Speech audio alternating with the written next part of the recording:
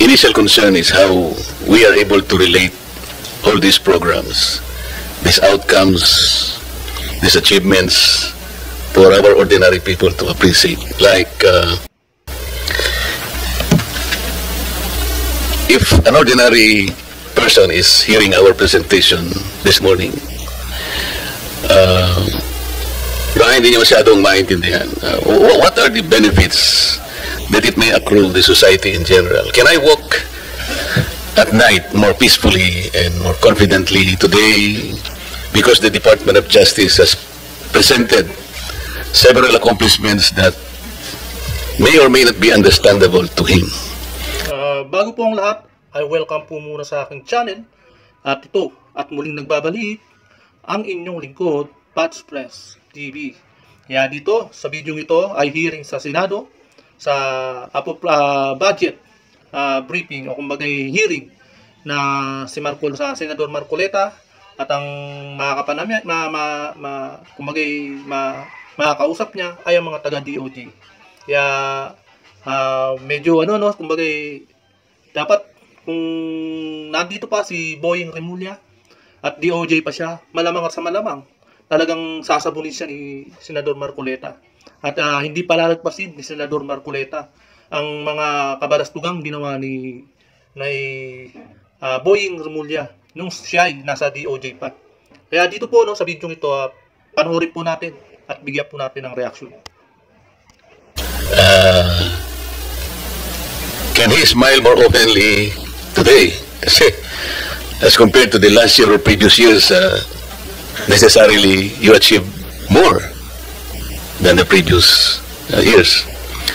Paano kaya yun? How can we make our ordinary citizen appreciate all this?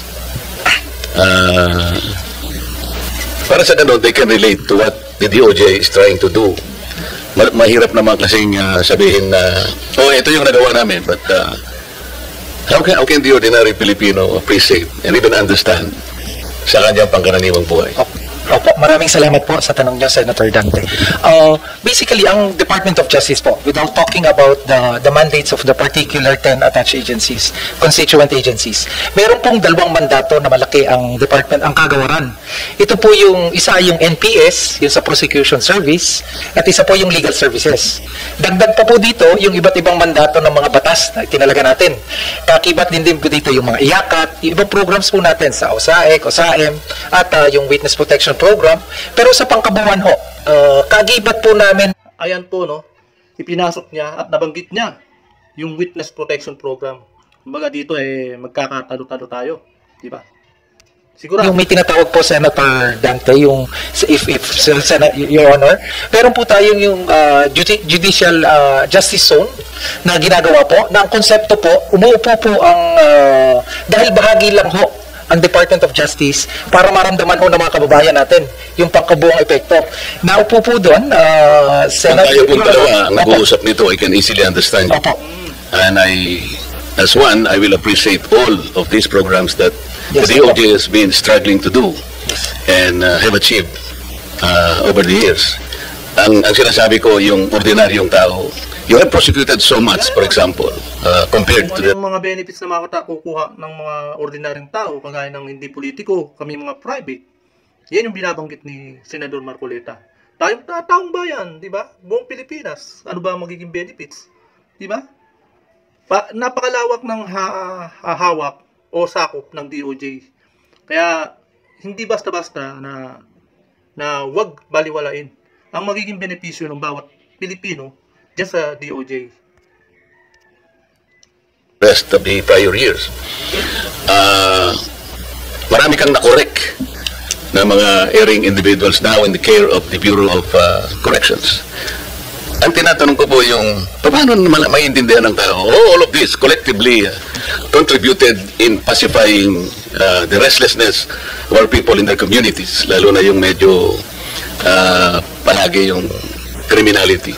So is it possible that we can relate, for example, all this collectively in saying that... Dito kasi natatandaan nyo kung paano binabali ni Boying Remulla at nasabi nga ni Erwin Tulfo, etong mga pinagbababali nilang mga batas. No, ngayon, dahil sa ganyan, paano nila mabibigyan o paano makakapagbigay ng benefit sa bawat Pilipino? Ang criminality ngayon po is lower because it is directly correlated with what we have done so far. Yung ganun ba, something that we can tell our people back pag-uwi natin. Kasi maaaring nakikinig sila, but naiintindihan ko po na gusto rin nilang intindihin how much has been achieved over the years. It may not be so meaningful to them. Yung mga, they will purely stand as statistics. Pero yung mas importante sa kanila yung, ano pala tayo ngayon? Mas ganito pala tayo ngayon. So how can we tell them? Paano may papaliwanag? Paano natin ipipresent sa kanila in a more meaningful way, understandable to ordinary people? Opo, naunawaan ho namin yung barrier na mas maunawaan ng mga ordinaryong Pilipino. Kaya nga po, patuloy po yung pakikipag-ugnayan. Hindi lamang maunawaan yung ma-feel nila ang difference. Yung maramdaman. Kasi, let's say, 2025 ngayon, or sabi niyo mukhang hanggang tahimik tayo ngayon ha. Yung maramdaman lang niya na ganun comparing with what happened in 2024. Opo. Di ba? Huwag nating isama yung mga calamities. Wala naman kayong kinalaman doon With or without DOJ, darating ang lindol dito. Ang sinasabi niya, yung flood control, yung mga corruption, yung mga scam na flood control, yan ang sasabihin niya. Natin yung environment ng ating mga mamamayan. Can they compare what happened in 2023 and 2025 so far na yun siguro yung mas hinihingi nila tignan mo kanya dahil sa nakakapaglakbay na tayo ng mas maayos ngayon, nakatipid tayo ng ganito, hindi na ako naglalakad, yung tricycle, ganito, ganyan. Something that people will easily appreciate. With your permission, Undersecretary Jesse Andres will respond. Magandang umaga po, Mr. Chairman, Senator Gatchalian, Senator Marcoleta. Sa ordinaryo pong mamamayan, ang sa tingin po naming mahalagang pagbabago o reforma na nararamdaman nila ay patungkol po sa karapatang pantao at po sa tinatawag nating court congestion at saka jail congestion. Ang isa pong napaka-significant na reforma natin, yung binago po natin, yung antas po ng ebidensya bago po maisakdal sa kasong kriminal ang isang mamamayan. Dati-rati po, ang pamantayan po ng pag-file ng kaso sa mga korte ay tinatawag natin probable cause. Medyo mababa pong antas ng ebidensya yon. At ang ating pong maliit na mga mamamayan na hindi po tamang representasyon ay maaari pong makasuhan at makulong kahit po hindi sa... Isa lang ibig sabihin kasi niyan, pera-pera lang din. Yung mga politiko, yung mga ninakaw nilang pera, yung din ang gagamitin nila para makapagbayad sa abogado. Itong mga mahihirap na mga sambayan ng Pilipino, ano ba ang pambayad nila sa abogado? Di ba? Maaaring meron tayong abogado na libre, di ba? Pero kumbaga yung talagang magagaling na abogado, ayan ang talagang advantage na makakakuha ng magagaling at ekspertong abogado. Hindi na nga lang isa di ba? Marami pang nakukuhang abogado na kayang bayaran ng politiko na isang magnanakaw. Na ninakaw niya, yun yung pambabayad niya sa maraming kinuha niyang abogado. Ganun lang po yun. Ang ebidensya. Ayon po sa ating bagong pamantayan na inaprobahan din po ng ating Korte Suprema, ang threshold po of evidence is what we call prima facie evidence with reasonable certainty of conviction. Ibig sabihin po, nasa kamay na po ng law enforcement agents at ng prosecutors ang sapat na ebidensya para masakdal ng isang individual bago po siya simulan ng preliminary investigation at eventually ma-file yung case sa court. So napakalaking bagay po nito na ang isang inosenteng tao hindi po madadeprive ng liberty when cases are filed against them. Talagang ebidensya talagang pinagbabasihan nyo. Di kaya pala sinunog yung DPWH dyan sa Quezon City. Dahil alam naman nating lahat na maraming dokumento at ebidensya ang DPWH. Kaya siguro tinatarget nyo. Kaya itong DOJ talagang alam din na nila yan. At alam din ng sambayan ng Pilipino yan kung anong strategy ang ginawa nila, kung bakit nila sinunog ang DPWH. Nagtatanong lang po. At syempre, hindi naman natin na maalis sa isip natin at sa taong bayan kung sino ang nagsunog ng DPWH, di ba? Kaya nga, ang dami nating napag-iisip-isipan Bakit yung DPWH pang nasunog? Dahil alam naman natin na lahat yan nandiyan dyan yung mga ebidensya di ba? Because no longer is a probable cause the threshold of evidence, but a higher threshold that assures the respect for human rights, especially against deprivation of liberty. At even for bailable offenses, ang masama pong nangyayari, hindi naman po nakapagpiyansa ang mga tao kapag sila po ay na-charge ng offense. Kasi sa madaling salita, ang pera lang talaga. Paano makakapagpiyansa ang isang ordinaryong, mahirap na mamamayan kung wala siyang sapat na pera para pang piyansa? Yun yung mahirap talaga, di ba? Ordinaryong tao, lalong naghihirap. At ang mga politiko na korap at mga magnanakaw, lalong yumayaman. Hindi sila nakakapagpiyansa, di ba? Ang laban na lang natin is, yung mga korap na yan ay makulong, pero hahakot naman ng sandamakmak na abogado yan. Na ang pambabayad sa mga abogado yung mga nanakaw nila. Bilyon-bilyon ba naman Ilang abogado rin yun. Na bailable dahil po kulang din po ang kanilang kakayahan na mag-post ng bail. Kaya po dagdag na reforma po natin ay patungkol po sa pagbababa ng bail na hanggang 10,000. Yan po ay napag-usapan sa Justice Sector Coordinating Council at kaya po binaba natin for indigent accused yung bail to yung maximum 10,000 pesos. Ang problema barya lang yan sa mga magnanakaw na politiko. Madali sila makapag-bail lalo niyan. Yan yung pinaka-disadvantage niya. Di ba? Sabagay, depende naman sa piyansang ibibigay ng korte o ng mga korte diyan sa ibibigay na politiko. Ang dapat yan, malaki-laki rin ang dapat na ibigay na kaso. Di ba? Para yung babayaran sa bill pagpiyansa, lakihan naman. Pag politiko na, di ba? Pero yung mga ordinaryo, syempre, depende rin naman sa kaso, kung sa bigat ng kaso, kung magkano ang piyansang babayaran nila, di ba? So mas marami pong mga nasasakdal na maaari na pong lumaya temporarily while the case is ongoing trial. Ang pangalawa po ay tungkol sa jail congestion. Napakalaki pong pagbabago ang ginawa natin sa Bureau of Corrections, especially po sa prison records. Between 2022 to the present, there is an astounding number of releases. 26,000 individuals have been released from Bucor simply because we have now reviewed their prison records and we are now making sure that no one stays incarcerated one day more than what they should be imprisoned for. Dati-rati po, manual po ang review ng mga prison records. Kaya marami pong dapat makalaya na dahil napagsilbihan na po nila yung sentensya nila.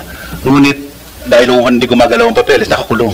Sinaga po namin ito manually and then ngayon po, fully digitized na po ang ating prison records sa Bucor. Kaya po, napakarami na pong na-process, na-release ng mga tao. So yun po ang immediate na impact sa taong bayan. Hindi po kayo dapat mangamba na makasuhan dahil po kapag meron lang sapat na ebidensya, doon lang po kayo maaaring kasuhan. And this is in favor of ordinary people who cannot have sufficient representation. At sa jail congestion naman po, napakalaki na po ng improvement.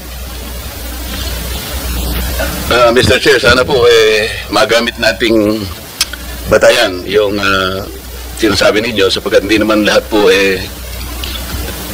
merong potential po na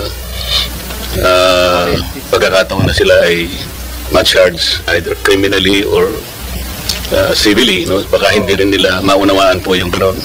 As a matter of fact, 3 weeks ago, meron pong pumunta sa akin, nagpapatulong kung anong kanyang gagawin sapagkat ang gusto niyang kasuhan ay talaga pong influential member ng ating society. As a matter of fact, siya po ay official ng ating judicial system.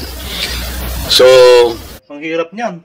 Dito sa atin, di ba kumbaga kung sino yung mataas, siya yung nananalo Malamang, may problema sa ganyan. Nagtangka po siya na mag-file ng charge.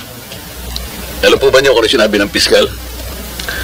Sa may parting Laguna po ito Alam mo ba bata kung sino yung gusto mong demanda? Wala kang kalaban-laban dito. Yan ang talagang mahirap sa atin. Kumbaga inuunahan pa. Pera-pera lang, tapos napakalaking tao. Porkit napakalaking tao ay mahirap na banggain. Hindi pa rin talaga, kumbaga sa pelikula di ba? Nakapanood natin. Hindi pala, totoo pala yun. Sa mga nakipapanood natin pelikula, ay nangyayari pala dito sa totoong buhay. Kaya, tinanong nga, kung sino yung kakalabanin at babanggain, di ba? Kumbaga, ang babagay mong pader. Di ba? Yung mga tinatanong eh. Ayun ang sinasabi, di ba?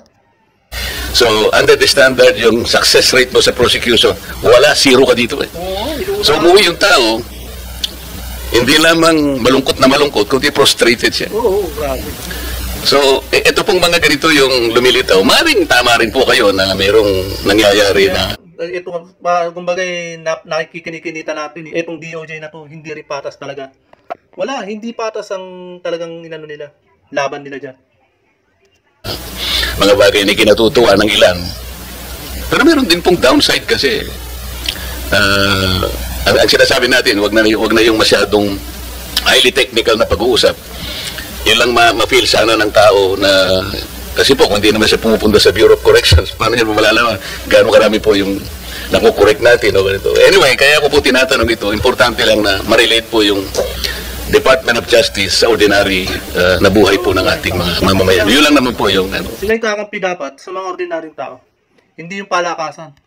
Kaso, nakikita natin kapag tutanan ni Marcos. Wala tayong mapapala. Pagtutanan ni Marcos. Kasi po, kagaya po nung sinabi ni ASEC Jermar kanina, ang DOJ ay talaga namang siya yung ating principal law agency sangayon sa ating Administrative Code of 1980. Sinasabi lang yan, pero sa actual hindi po. Malabo pa yung sinasabi ni Senador Marcoleta. Wala po yan. Di ba ma'am, sinabi mo kanina? Sa napaka-importante po ng role na ginagampanan po ng DOJ. Earlier po in our work in the Senate, more particularly the Pluribond Committee, this representation as the erstwhile chairman of the Blue Ribbon Committee tried his best to get to the bottom of the investigation. We're talking about the flood control anomalous. Kaya marami pong dapat makalaya na dahil ng gulo ng sistema kung bakit nangyari sa ang tao na kasi po, more particularly the Blue Ribbon Committee, this representation as the erstwhile chairman of the Blue Ribbon Committee tried his best to get to the bottom of the investigation. We're talking about the flood control anomalous projects. Ang sabi pa nga namin noon, sisisirin po namin yung baha na yan para makita natin ang mastermind.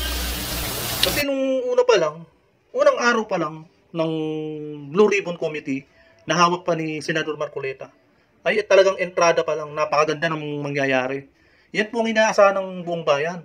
Kumbaga sa Kongreso, wala na. Hindi na sila nagtiwala noon. Pero pagdating kay Marcoleta, nung magsisimula pa lang siya, nagsasalita pa nga lang si Senador Marcoleta eh. Talagang halos palakpakan na yung mga tao eh. Di ba? Kumbaga hindi lang nakikita, pero mukhang talagang masayang-masayang mga tao. No? Sasalita pa lang. Privilege speech pa lang muna. Di ba? Kaso, nung bandang uli, talagang nawala na ng pag-asa. Nang pumasok itong dalawang senador na to, na si Iskul Bukol Soto, at saka si Taguman, na si Lacson, nag-iba ng ihip ng hangin. Biglang nililihis na nila. Na ang pinakahuling hearing ni Marcoleta nung siya pa ang Blue Ribbon, di ba? Yung mga diskaya, nung nagbanggit. After nun, kinagabihan, biglang nagkabutuhan. At nawala na sila. At tinanggal na rin si Chis Escudero, Senador Chis Escudero. Di ba maliwanag? Maliwanag na sa tubig ng mineral water, ang kawalang hiyaan at paano nila babamuyin at paano nila binaboy ang Senado. Kaya sa totoo lang, wala na kredibilidad na rin ang Senado. Nawalan na rin at bumagsak na rin ang pangalan ng Senado. Nung hawakan niyan dalawang yan, ni Iskul Bukol Soto at ni Taguman Lacson. Nawala ho, talagang bumagsak at nawala na tiwala ang taong bayan. At lalong nainis, asar na asar. Tapos, kumbaga ang ginagawa nila ay bibigyan daan talaga nila yung ICI na siya naman talagang magtatago ng katotohanan. Yung ICI niya, investigation niya para matago ang katotohanan at ilihis kung sino-sino yung mga gusto nilang imbestigahan na wala naman sa topic ng flood control, di ba? Kumbaga napangalanan na nga si Saldico at si Romualdez eh. pagdating sa kanila, ginawang state witness yung mastermind. Ginawang state witness yung mastermind. Di ba? Isang kawalang hiyaan talaga ang ginagawa. Napakahirap po ng objective na sinet ng inyong lingkod. Kasi ayoko naman ng na-pinpoint lang natin. Sabi ko nga, puro sapsap lang o maliliit na isda. Dapat yung matarget natin, yung pinakamalaking isda. Kasi siya yung nanggulo ng sistema kung bakit nangyari sa atin. Ayun na nga eh. Napangalanan na nga yung mastermind eh, di ba? Si Speaker Romualdez at si Saldico. Yun na yun, di ba? Kaso hindi natuloy, hindi tinuloy, di ba? Ang hirap. And so, I maximize the potential. Naisip po yung Witness Protection Program. Dahil sa hirap po ng pagpipinpoint ng utak talaga niyan, mangangailangan ka. So, I floated the idea doon sa 15 contractors initially invited in the hearing. Madaling salita, kailangan natin maging state witness ang mag-asawang Diskaya. Dahil nasa kanila noon. Sa kanila na nangyayari ang kabalastugan noon. Pero, kumbaga kampante sila kasi meron talaga silang papangalanan. Ibig sabihin, totoo talaga yung sinasabi ng mga mag-asawang Diskaya. Ang sabi ko sa kanila, well, ano po ito, napakahirap po ng inyong kinasasadlakan ngayon sa investigasyon ito. Unang-una, yung offense po na ating pinag-uusapan is a major offense. Plunder nga po ang mangyayari rito. At least marami pang iba. So, kung gusto po ninyo na tulungan ng Estado, meron po tayong remedyo rito because this is legislative investigation. And under the Witness Protection Program, Section 4, sinasabi niya, kung gusto po ninyo tulungan ng Estado, mahirap po ang gagawin nyo, ngunit may nakalaan pong protection and benefit provided by law. So, nung pinload ko po yung idea na yon, dalawa po yung lumabas, yung mag-asawang Diskaya. And initially, he enumerated 17 members of Congress, House of Representatives. Ang nangyari po, kasi hiningi naman nila yung Witness Protection Program, so nung panahon ko po, I recommended that they be processed under the Witness Protection Program. So sumulat po ako sa Senate President, yun naman po yung dapat nagawin. Sa kamalasan naman po, I have no knowledge or participation. is to know na meron pala kayong ginawang No, it's a opinion that we provided a water district, Your Honor. ano po ito, napakahirap po ng inyong kinasasadlakan ngayon sa investigasyon ito. Unang-una, yung offense po na ating pinag-uusapan is a major offense. Plunder nga po ang mangyayari rito. Talaga namang siya yung ating principal law agency sangayon sa ating Administrative Code of 1987. Di ba ma'am, sinabi mo kanina? Siya napaka-importante bahana yan para masabi ko sa kanila, well, yung offense po na ating pinag-uusapan investigasyon ito, members of Congress, House of Representatives. Ang nangyari po, kasi hiningi naman nila yung Witness Protection Program, so nung panahon ko po, I recommended that they be processed under the Witness Protection Program. So sumulat po ako sa Senate President, yun naman po yung dapat nagawin. Sa Nakakapanghinayang lang talaga. Nakakapanghinayang lang talaga. Na papasok na sila sa state witness, protect sa syunan na sila. Sayang lang. At ang nangyari ay talagang mandaraya ang mga senador na to. Etong dalawang senador na to. Talagang mandaraya rin ang nag-utos sa kanila. Kilala nyo na yun, kung sino yung mandaraya na yun. Ayan po, no? Hanggang dito na lamang po, no? Siyempre, talagang nakapanghinayang lang. At siyempre, kung ano yung mga pinapakita ng Senado ngayon, na talagang ang ICI talagang puntira nila mga Senado.